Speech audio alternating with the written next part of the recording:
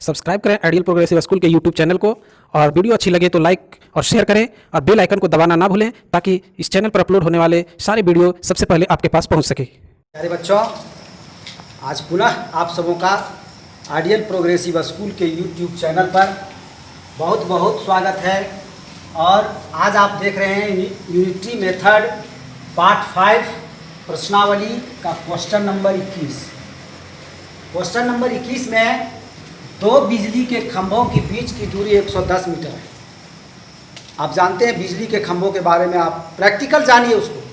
तो दो बिजली के खंभे के बीच की दूरी 110 मीटर है और इसमें पूछ रहा है कि अगर एक आदमी 10 बिजली के खंभों को पार किया तो बताइए वह कितना दूरी तय किया। तो 10 बिजली के खंभों के बीच की दूरी हमको ज्ञात करना है। तो 10 बिजली के खंभों की बीच की दूरी ज्ञात करने के लिए यानी 10 बिजली के खंभे जो होंगे तो 9 जगह पर गैपिंग होगा, क्योंकि दो बिजली के खंभे के बीच गैप होता है और दो बिजली के खंभे के बीच 110 मीटर की दूरी है। तो 10 बिजली के खंभे के बीच 110 को 10 से गुना कर देंगे तो गलत हो जाएगा, 9 से गुना करना पड़ेगा, क्योंकि 10 बिजली के खंभों के बीच 9 जगह ही गैपिंग होगा कि नहीं होगा। आप मान लीजिए कि 10, देखिए 1 2 3 4 5 6 7 8 9 10 बिजली के खंभे हम कर दिए, लेकिन गैपिंग यहाँ से वो चलना शुरू किया, यहाँ से यहाँ तक चला, पार कर दिया, तो 10 बिजली के खंभे हो गए।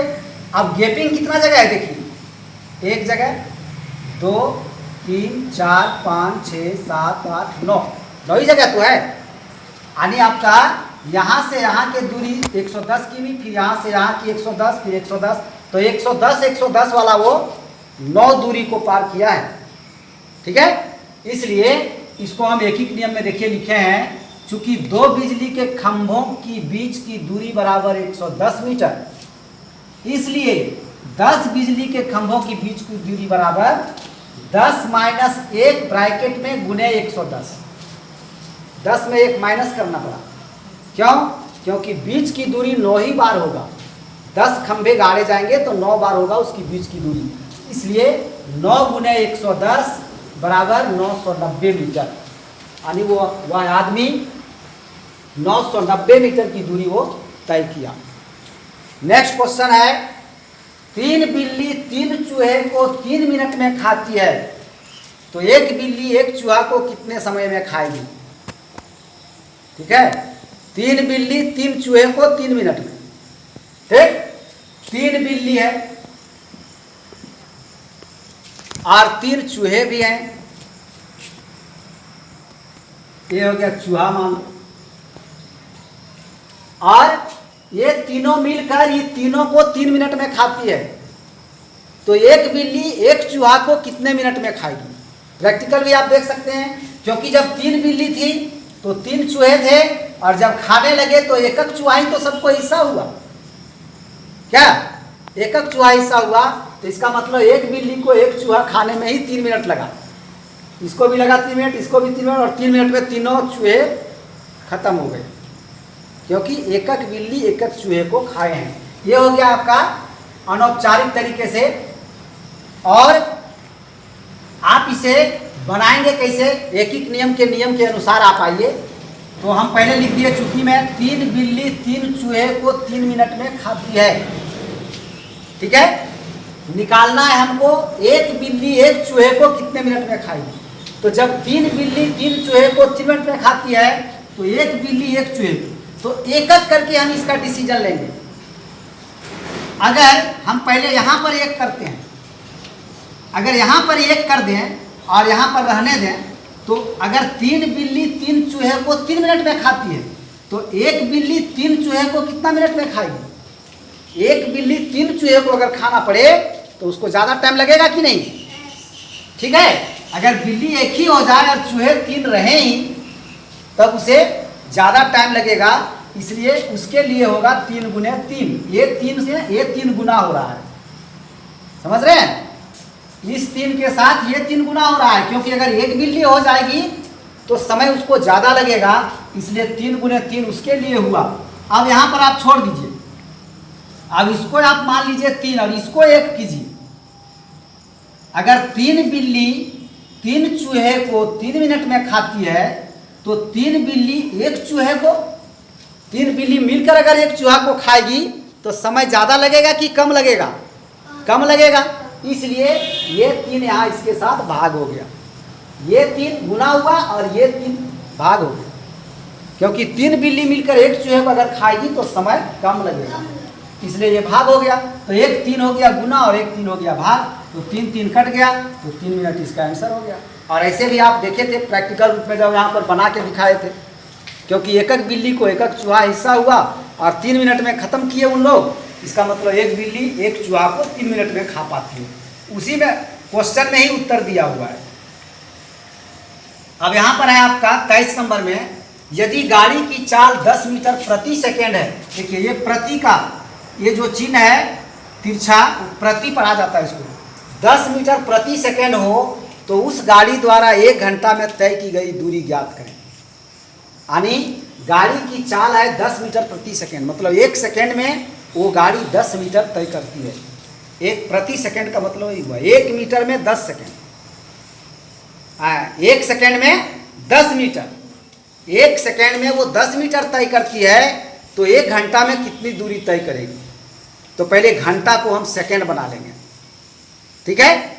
घंटा को सेकेंड बनाए तो 1 घंटा बराबर होता है 3600 सेकेंड, ये आपको याद होना चाहिए, क्योंकि 1 घंटा बराबर 60 मिनट और 1 मिनट बराबर 60 सेकेंड, तो 1 घंटा बराबर 60 गुने 60 यानी 3600 सेकेंड होता है।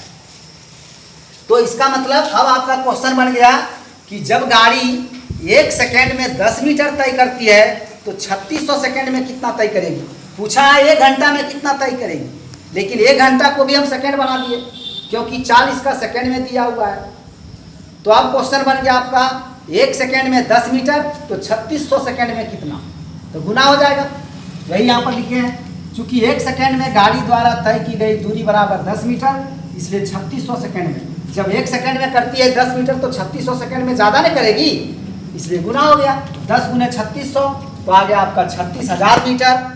तो जब मीटर में आ जाए 1000 से ज़्यादा तो उसको किमी में चेंज कर दिया जाता है, क्योंकि 1000 मीटर का 1 किमी होता है किलोमीटर, तो किलोमीटर में तय कर दिए तो 1000 से भाग दे दिए इसको, यानी 36,000 बटा 1000 किमी हो जाएगा, ये कट जाएगा तो आ जाएगा 36 किमी, और यही इसका आंसर होगा। यानी वह गाड़ी 1 घंटा में 36 किलोमीटर तय करेगी। नेक्स्ट क्वेश्चन, एक आदमी प्रतिदिन 3.1/2 किग्रा दूध लेता है। एक दिन में 3.1/2 किग्रा दूध लेता है, तो फरवरी 2004 में उस आदमी ने दूध पर कितना रुपया खर्च किया, जबकि दूध का रेट था 15 रुपये प्रति किग्रा। तो सबसे पहले हमको ज्ञात करना पड़ेगा कि फरवरी में वो कितना किग्रा दूध खरीदा। अगर ये निकाल लेंगे तो फिर 15 से उसको गुना कर देंगे, उतना रुपया खर्च किया क्या। तो इसके लिए फरवरी में दिनों की संख्या, फरवरी में दिनों की संख्या कभी 28 कभी 29 होते रहता है, लेकिन यहाँ पर जो कहा है फरवरी 2004, तो 2004 में दिनों की संख्या 29 होगी क्या। क्यों होगी? क्योंकि 2004 लीप ईयर है। आपको यहाँ ध्यान रखना पड़ेगा कि जब फरवरी आ गया तो फरवरी में कितना दिन था, जो फरवरी में वो कितना दूध खरीदा, तो कैसे पता चलेगा? जब दिन का पता चलेगा तब तो यहाँ पर दे दिया है आपको 2004। आप खुद समझिए कि फरवरी 2004 में कितना दिन हुआ था। तो हमने लिख दिया फरवरी 2004 में दिनों की संख्या बराबर 29 दिन। कैसे? क्योंकि फरवरी 2004 यानी 2004 जो ईयर था वो लीप ईयर था। ब्रैकेट में ये भी हम लिख दिए, ठीक है। कैसे जानते हैं कि लीप ईयर था? तो जो साल 2004 है ना, अगर जो साल 4 से पूरी विभाजित हो जाए वही लीप ईयर होता है, और उसमें फरवरी 29 दिनों का होता है। तो 2004 में अगर 4 से भाग देंगे तो पूरा विभाजित हो जाएगा, ठीक है। इसलिए 2004 का जो फरवरी है वो 29 दिन का होगा। तो दिनों की संख्या 29 हो गई। तो अब इसको एकीक नियम पर सेट किए कि आदमी एक दिन में 3.1/2 किग्रा दूध लेता है, तो 29 दिन में कितना लेगा? तो एक दिन में लेता है इतना, तो 29 दिन में इतना गुने 29, इसको हम चेंज किए तो आ गया 7/2, 7/2 गुने 29 हो गया। आएगा ना इसका 3 दूनी 6 एक साथ, 7/2 गुने 29, तो आ गया आपका 203/2 किग्रा। इसका मतलब वो फरवरी में 203/2 किग्रा दूध खरीदता है। तो इसमें पूछा है रुपया कितना खर्च करता है दूध पर, तो फिर दूध का रेट दिया हुआ है 15 रुपये प्रति किग्रा।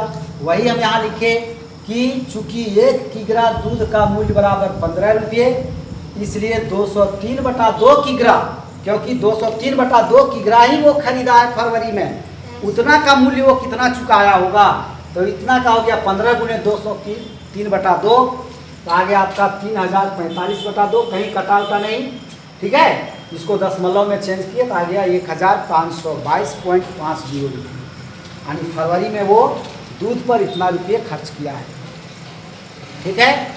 नेक्स्ट है आपका 950 रुपये का 5% की दर से 3 वर्ष का साधारण ब्याज ज्ञात करें, और ब्रैकेट में दे दिया है एकीक नियम से। आप लोग साधारण ब्याज का सूत्र भी जानते हैं, पढ़ चुके हैं पहले, दूसरे बार में, पहली बार में ही पढ़ चुके हैं आप लोग फर्स्ट राउंड में ही, कि साधारण ब्याज बराबर होता है मूलधन गुने समय गुने दर बटा 100। उस फॉर्मूला पर भी आप इसे बना सकते थे, लेकिन यहाँ पर नहीं बना सकते हैं क्योंकि आपका ब्रैकेट में लिख दिया है एकीक नियम से, ठीक है। तो क्वेश्चन में हम क्या समझ रहे हैं? हम समझ रहे हैं 950 रुपये का 3 वर्ष का साधारण ब्याज निकालना है, ठीक है। क्वेश्चन में हम क्या समझ रहे हैं? साधारण ब्याज कैसे निकालेंगे? 1 वर्ष का साधारण ब्याज दिया हुआ है क्या?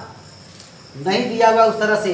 तो यहाँ आपका क्या है 5% की दर से, इसका मतलब 100 रुपये का 1 वर्ष का ब्याज 5 रुपया है, यही सब बता रहा है। 5% जो है ना, यही है, सब कुछ बता रहा है। तो 100 रुपये का 1 वर्ष का ब्याज 5 रुपये, 5% का मतलब यही हो गया 5% दर। तो हम उसको यूनिटरी मेथड में सबसे पहले लिखे 100 रुपये का 1 वर्ष का साधारण ब्याज बराबर 5 रुपये। ये क्वेश्चन में जो कहा है 5% का दर है, इसलिए 100 रुपये का 1 वर्ष का ब्याज 5 रुपये। अब हमको निकालना है 950 रुपये का 3 वर्ष का ब्याज, है ना। और दिया हुआ है आपका 100 रुपये का 1 वर्ष का ब्याज 5 रुपये। तो एकीक नियम में पहले 1 रुपये का 1 वर्ष का निकाल लेंगे, तो 1 रुपये का 1 वर्ष का ब्याज हो जाएगा 5/100 रुपये, क्योंकि 100 रुपये का है 5 रुपया, तो 1 रुपये का कम होगा, तो कम में भाग होता है, तो कम में हो जाएगा भाग, यानी 5/100 रुपये हो जाएगा 1 रुपये का। अब हम बैठा देंगे कौन? जिसका कहा है निकालने के लिए। 1 रुपये का 1 वर्ष का ब्याज होता है 5/100 रुपये, तो 950 रुपये का 3 वर्ष का ब्याज, तो ये दोनों गुना होगा इसके साथ 5/100 के साथ। क्यों होगा? क्योंकि 1 रुपये का ब्याज इतना था, तो 950 रुपये का ज़्यादा होगा, इसलिए 950 तो गुना होगा ही होगा। अब यहाँ आइए, 1 वर्ष का ब्याज इतना था, तो 3 वर्ष का ब्याज ज़्यादा ही होगा, तो इसलिए 3 भी गुना होगा, जो एकीक नियम का रूल है। तो इसलिए 5/100 में 950 और 3 दोनों को गुना कर दिए, ठीक है। अब इसको हम कैलकुलेट भी कर देते हैं। 1 0 से 1 0 काट दीजिए आप, 1 0 से आपका 1 0 कट गया, और 5 दूनी 10 2 बार में कट गया। अब इसको हम गुना किए 95 को 3 से, तो 285 आया, और 2 का 2 नीचे आ गया, 285/2 रुपया। इसको दशमलव में बदले तो 142.50 रुपया इसका आंसर हो गया आपका। 950 रुपये का 5% की दर से 3 वर्ष का ब्याज इतना ही होगा। आप इसको सूत्र से भी बनाते तो इतना ही आता। तो इसी के साथ आज का वीडियो यहाँ पर हम लोग अब रोकते हैं, और फिर मिलते हैं नेक्स्ट वीडियो में। धन्यवाद।